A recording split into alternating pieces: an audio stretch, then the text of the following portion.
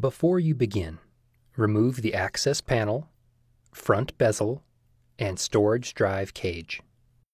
Removal.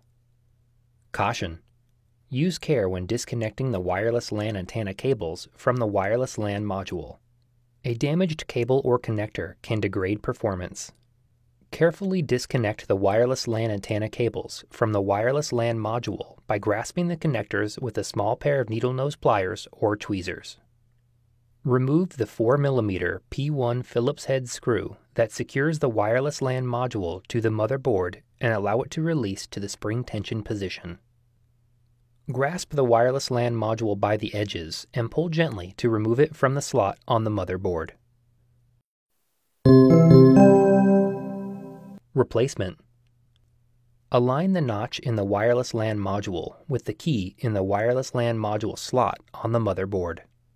At an angle, gently insert the wireless LAN module into the slot on the motherboard. Replace the 4mm P1 Phillips head screw that secures the wireless LAN module to the motherboard. Reconnect the wireless LAN antenna cables to the wireless LAN module. Caution: use care when connecting the wireless antenna cables to the wireless LAN module. A damaged cable or connector can degrade performance.